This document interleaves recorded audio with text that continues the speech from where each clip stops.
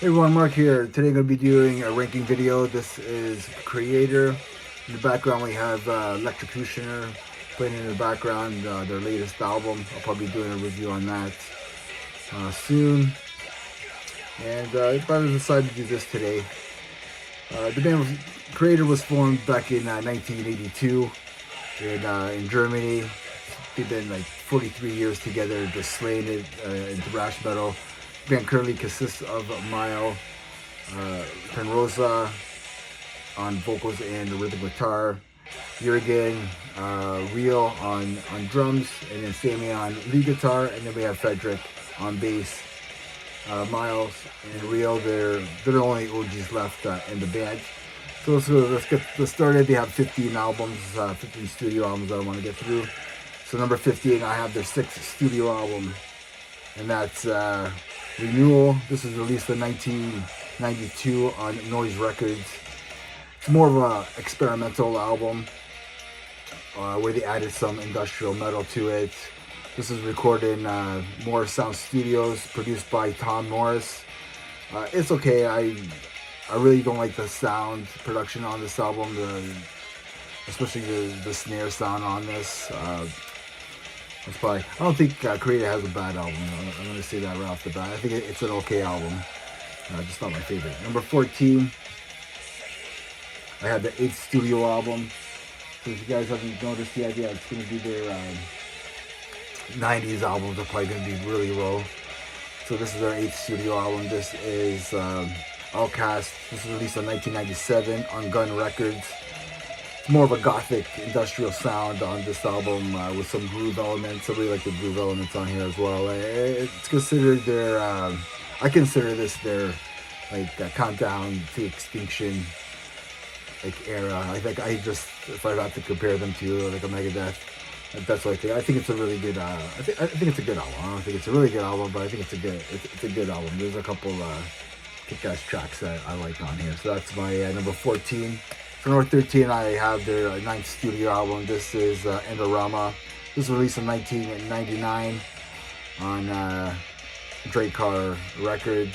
This is where Sammy joins the band, and I like pretty much a lot of the songs on here. I think it's their Euthanasia album. It has more of like a rock, arena rock vibe to it. It does. It almost sounds like up there with Euthanasia. I think this is like their arena rock sound or whatever, a little bit more mainstream. But I think they have some pretty rocking tunes on here. A few songs I really like on here. Anything that comes to mind, especially like the title track. I really like that song. It really has like a Megadeth style to it. Number 12, I have of course from their 90s era here. This is Cause of Conflict. This is their 7th album, released on 1995 on Noise Records.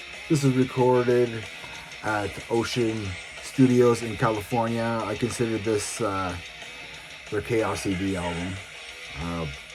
Right around that era. More of a groove album, I think. And I like it. I really like this album. That was like, grooves and Chaos CD was really hitting it big time at that time, so we kind of followed suit, and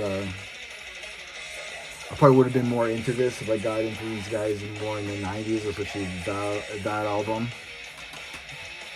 Number 11, I have their last studio album. So this is Hey Uber Alice. This was released on June 10th, 2022 on the Nuclear Blast. This was produced by, I didn't realize this, by Arthur Risk. This is the first to feature Frederick on bass. There's some really strong songs on here. I really like the artwork. Like the main guy, everybody knows this guy's artwork. I just can't remember. Levi Rin. I can't remember his name at the moment, but I think that's what it is. But the title track is really good. Killer of Jesus is really good. Strongest of the Strong is a really good song as well. I think it's a really good album. So that's my number 11. Number 10, I have their debut album. This is Endless Pain. This was released in 1995 on Noise Records. A really good debut album. Elements of variety, like, of course, black metal and some death metal on here, and thrash.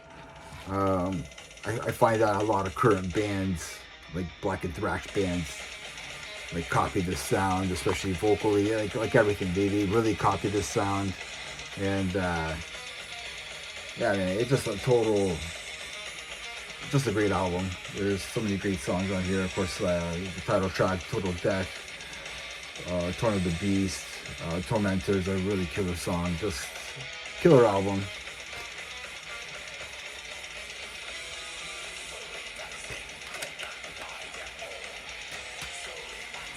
Number 9, I have Violent Revolution. This is their 10th studio album. I had this on cassette. Didn't mean to get it on CD. This was released on September 2001 on Steam Hammer and SPV Records. Indie Sleep is the producer on this album.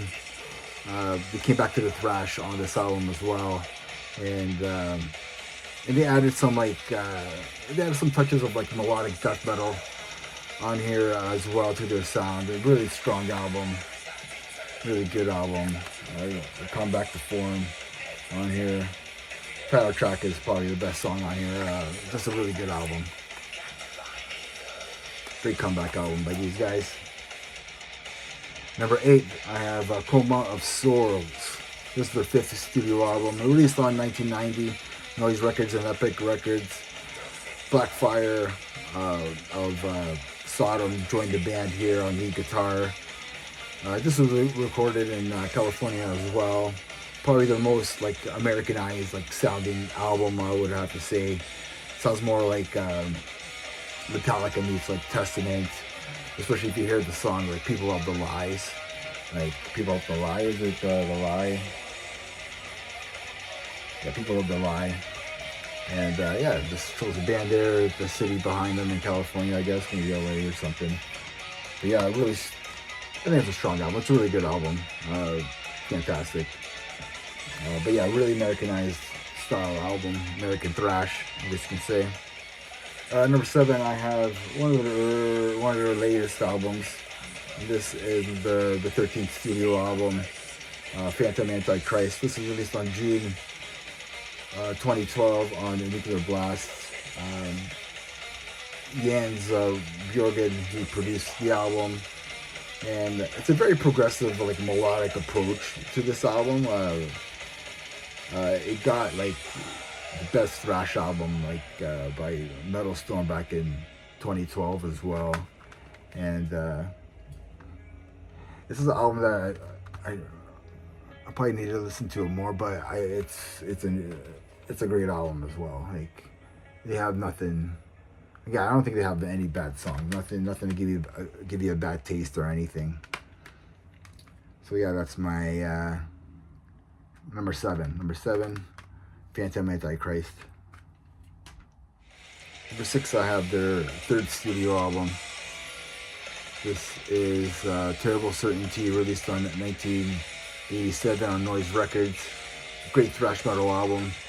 It's a little bit cleaner and polished compared to Pleasure to Kill. Songs are tighter, I think, but it does miss that blackened tinge that like Pleasure to Kill has. But it's still strong, a strong 3rd album by these guys. Number 4, I have Herds of Chaos. This is their 12th studio album, released on 2009 SPV Records. I think this is just a brutal thrash metal album, their most organic since Pleasure to Kill. I'm getting into this album like a lot more. So this is my number 4. My number 5 was supposed to be, this was supposed to be on my number 5. So number 5, I have Gods of Violence. I wrote that down here. The 14th studio album, released on 2017 on Nuclear Blast, produced by Jens Bjorgen as well. A fantastic album. It won 2017 Metal Storm Award, Metal Storm Award for the best thrash album. And then number 4, I have Herds of Chaos. Number 3, I have Enemy of God. This is their 11th studio album. This is produced by Andy Sneap.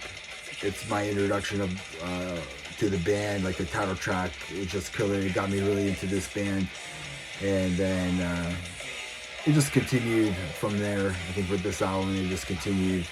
I got into like Violent Revolution, and then it just snowballed from there. So yeah, so this is my number 3. It really got me into the band. That's why Up So High, and I just think it's a fantastic album. And my number 2 is Extreme Aggression, their 4th studio album, released in 1989 on Noise Records. The music video for Betrayer was getting heavy rotations on MTV's like Hamburger's Ball, and Love Us or Hate Us was being used like as well. So it's just a tight, like in your face thrash album. I think this album just kicks ass. Yeah, my number 1 album, of course, is Pleasure to Kill, their 2nd studio album from 1986 on Noise Records. I think a lot of people have this as their number 1. It's like everything from like their like debut album, but like elevated it. It could be like the first like death metal album. It could be an extreme thrash album. It could be like the first like black metal album. A lot of people have said that this album has inspired them, especially in the black metal community. So let me know your thoughts, and please comment. And remember, everybody, metal never dies. Cheers.